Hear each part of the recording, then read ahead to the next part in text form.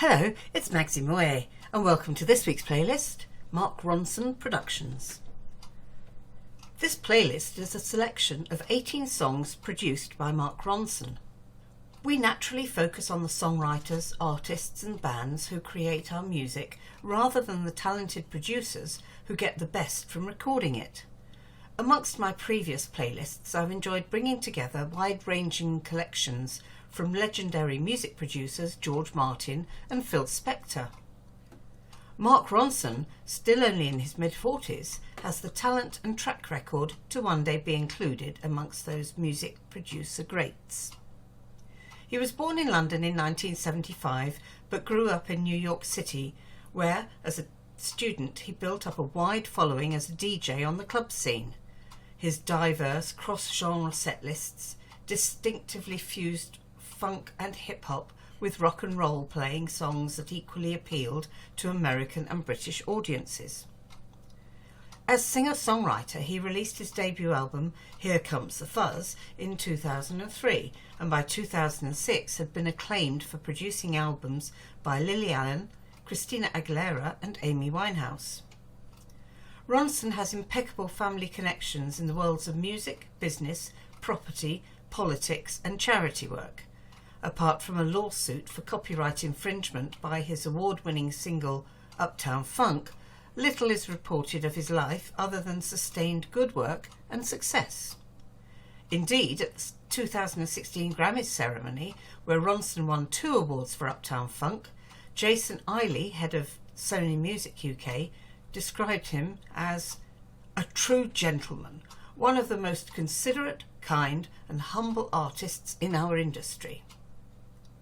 Amongst my favourite tracks on the playlist is Love Light by Robbie Williams from 2006. The song was written and originally performed in 2001 by Lewis Taylor, before re-recording and fresh production treatment for his 2002 album Stoned. Mark Ronson's production opens with the sound of revving motorbikes that quickly morph into the song's steady beat, taken up and reinforced by crashing drums. There's an interesting dynamic between vocal lead and backing.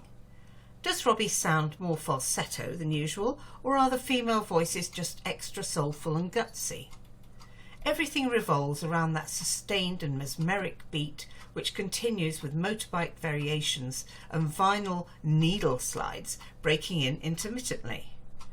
A fully featured big band sound bolsters collective performance in the second half, evoking self-assured performances from the past. In a surprising twist, the female backing vocals end by echoing Robbie's vocals, but in a slower tempo to his lead.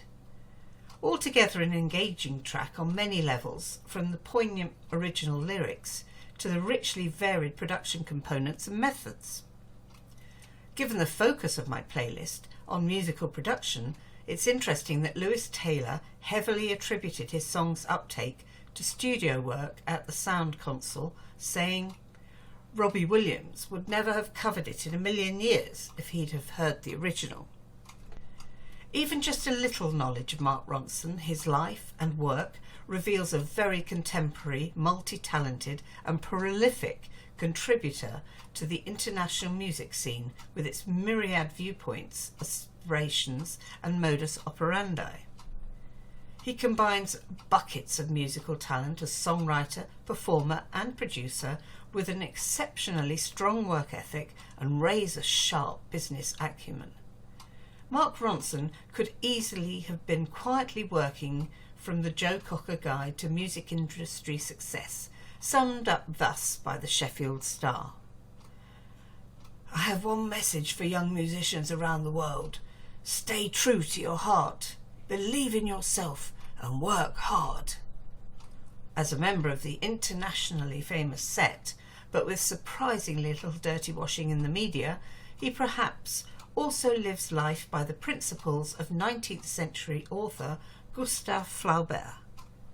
Be regular and orderly in your life, so that you may be violent and original in your work.